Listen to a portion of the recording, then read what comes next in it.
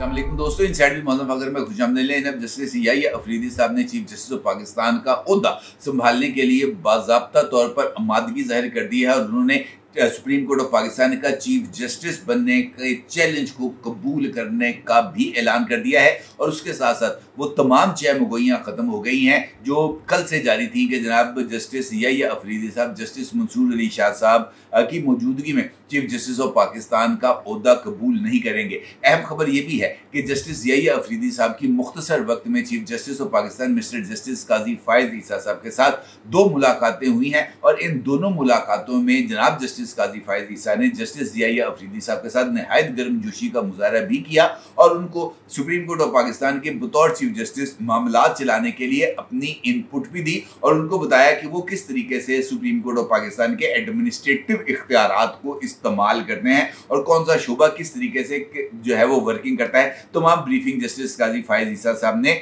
जनाब जस्टिस याहिया अफरीदी साहब को दी। ये बात भी अहम है कि बतौर चीफ जस्टिस ऑफ पाकिस्तान तकर्री के बाद जनाब याहिया अफरीदी साहब पहली मरतबा सुप्रीम कोर्ट ऑफ पाकिस्तान पहुंचे और वो ये कहते हैं ना कि मेरे अंग अंग जो खुशी चलक रही थी, बिल्कुल वैसे ही जस्टिस याहिया अफरीदी साहब बहुत ही ज़्यादा कॉन्फिडेंट भी नज़र आ रहे थे और उनकी बॉडी लैंग्वेज से उस खुशी का इजहार भी हो रहा था जो पाकिस्तान के एक अहम तरीन आइनी मनसब जो सदर और वज़ीर आज़म के बाद सबसे इम्पॉर्टेंट मनसब है उसको संभालने के बाद किसी भी शख्स की जो टॉप 3 पोजीशन पर पहुंचने के बाद अपने इदारे के जो खुशी का इजहार होता है वो जनाब जस्टिस याहिया अफरीदी साहब के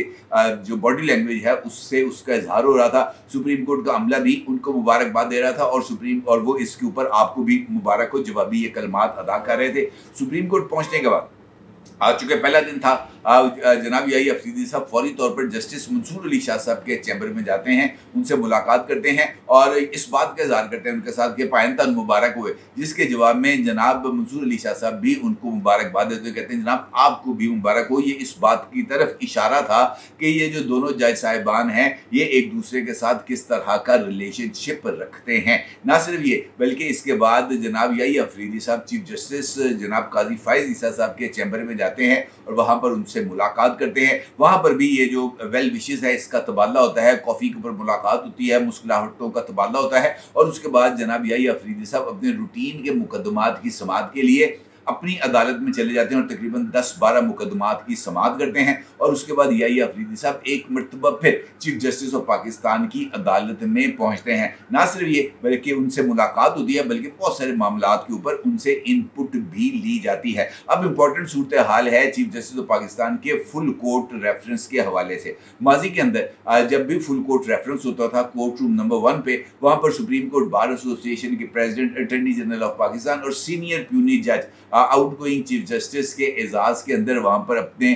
जो ख्यालात थे उनका इजहार करते हैं। अब सूरत हाल बदल गई है। अब सीनियर प्यूनी जज चूँकि माजी में अल जिहाद ट्रस्ट का फैसला इंटैक्ट होता था तो जनाब सीनियर प्यूनी जज बतौर इनकमिंग चीफ जस्टिस वो आउटगोइंग चीफ जस्टिस को खराज तहसीन पेश करता था। अब एक तीसरे नंबर पर सीनियरिटी के अंदर जो जज था वो बन गया है चीफ जस्टिस। अब देखना यह है कि क्या वाकईतन सीनियर प्यूनी जज ही खिताब करता है या इनकमिंग चीफ जस्टिस जनाब जस्टिस याहिया अफरीदी साहब जो है वो रुखसत करेंगे जस्टिस काजी फायज ईसा साहब को। ये एक अहम मरहला है, इसको भी सर करना है। अलबत्ता ये बात मैं आपको बता दूं कि याहिया अफरीदी साहब ने जो है वो मुझे ऐसे लगता है कि उन्होंने इस बात का इजहार कर दिया है कि 26वीं आईनी तरमीम एक कॉन्स्टिट्यूशनल प्रोसेस था और ये जो कॉन्स्टिट्यूशनल प्रोसेस है इसके तहत उनकी तकर्री हुई है, लिहाजा वो इस तकर्री को तस्लीम करते हैं और उनकी इस तकर्री को तस्लीम करने का मतलब ये है कि वो 26वीं आईनी तरमीम को भी तस्लीम करते हैं और 26वीं आईनी तरमीम के तहत किए जाने वाले तमाम तर फैसलों को वो अपहोल्ड करते हैं। ये एक उनकी तकर्री का अहम नुक्ता है। दूसरा माजी के अंदर जनाब एक मौके पर जस्टिस याहिया अफरीदी साहब इस राय के भी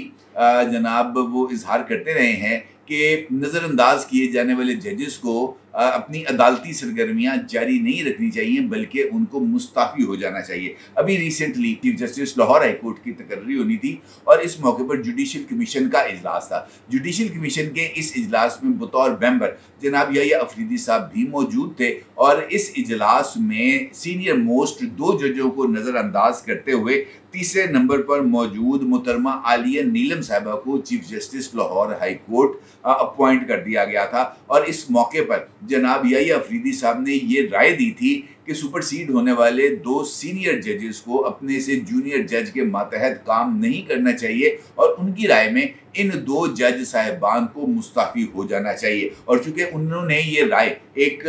ऐसे प्लेटफॉर्म पर दी थी जहां पर दीगर अफराद भी मौजूद थे, लिहाजा उनकी ये राय मुख्तलिफ लोगों के जरिए सर्कुलेट होती रही। और आज तो ये राय बहुत ही ज़्यादा सर्कुलेट इस वजह से हो रही है कि इस मौके पर जनाब मंसूर अली शाह साहब और जनाब मुनीब अख्तर साहब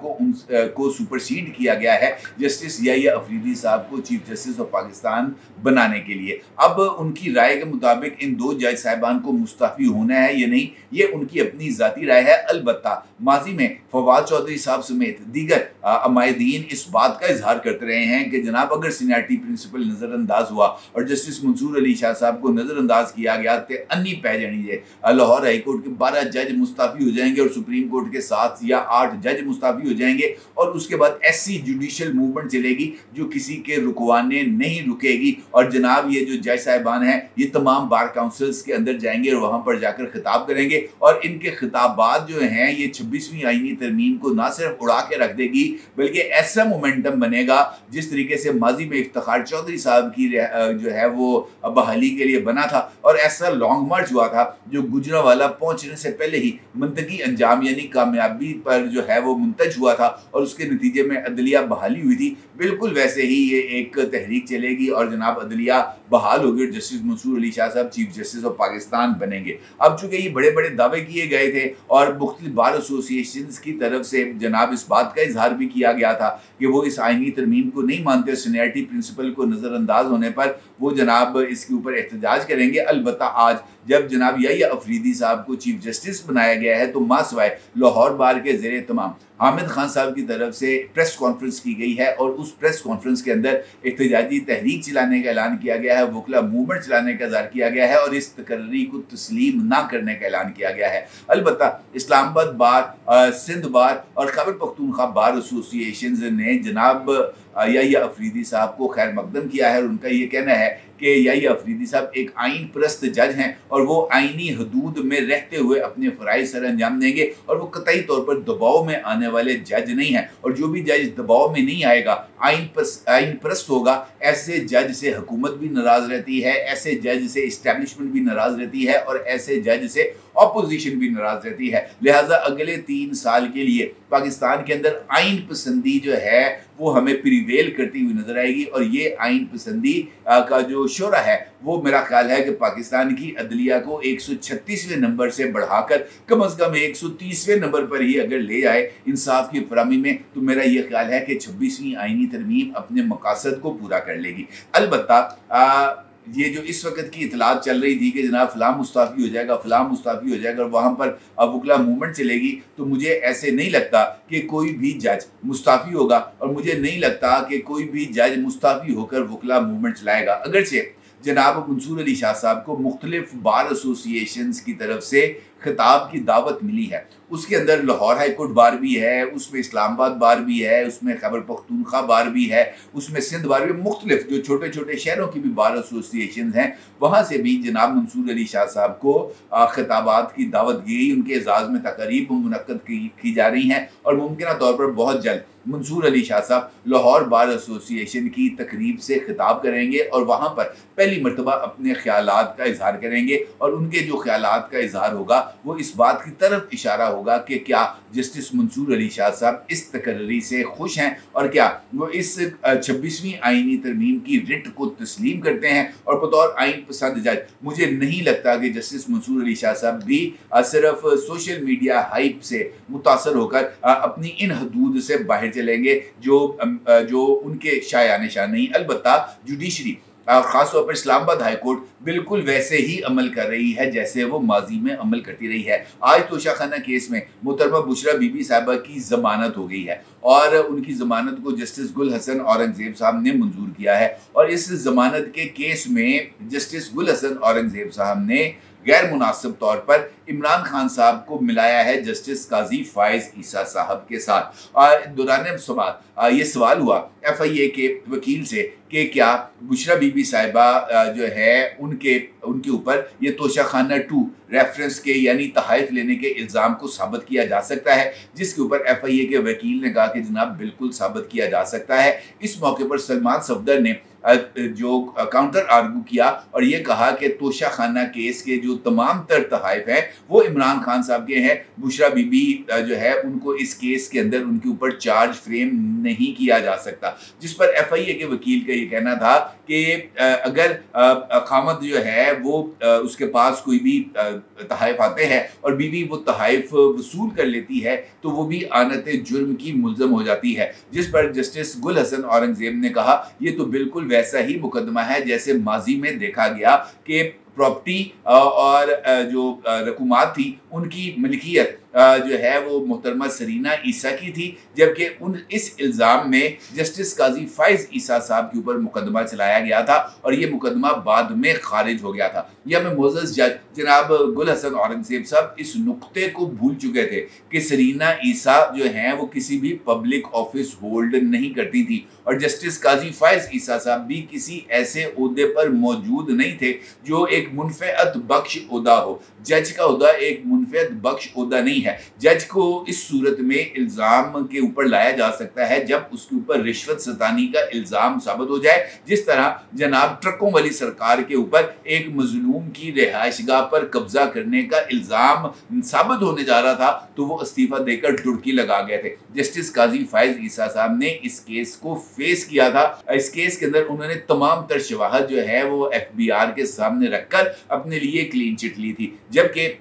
इमरान खान साहब के साथ बुशरा बीबी साहिबा बाज़ाब्ता तौर पर इस मामले में मुलव्वस नहीं है। उनकी वो ऑडियो जो जनाब हाय राफिया के से ताल्लुक़ रखने वाले जज साहिबान जिनमें जनाब उमरताब बंदयाल साहब भी शामिल थे, उन्होंने उस केस को रोक दिया था और वो केस इस वक्त भी इस्लामाबाद हाई कोर्ट में ज़ेरे इल्तवा है, जहाँ पर बुशरा बीबी और साकिब निसार के साहबजादों ने इन्हीं ऑडियो लीक्स को चैलेंज किया हुआ है और ये इसके उन्होंने इस बात का जिक्र किया हुआ है कि जनाब हमारी इन ऑडियोज़ को रोका जाए और इन ऑडियोज़ को किसी भी केस के अंदर इस्तेमाल करने से रोका जाए। सिर्फ इस वजह से उन्होंने ये मुतालबा नहीं किया कि जनाब हमारी ऑडियोज़ का फॉरेंसिक किया जाए। वो ऑडियो भूल गई है, वो जो है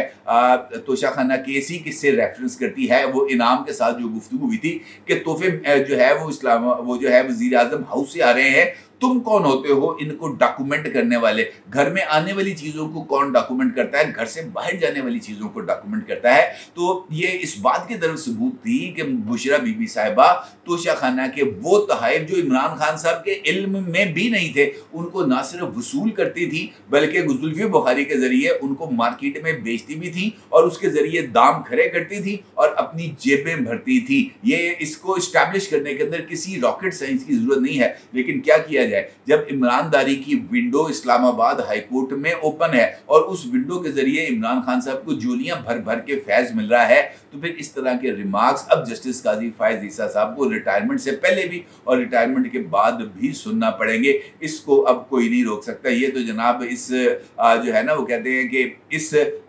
कारोबार का ये बुनियादी असूल है कि नेकी गारत हो जाती है और गुनाह लाजिम हो जाता है और अब जस्टिस काजी फायज ईसा साहब को भी इसी अंजाम को भुगतना होगा। अपने राय के जरूर इज़हार कीजिएगा। आपको बहुत शुक्रिया।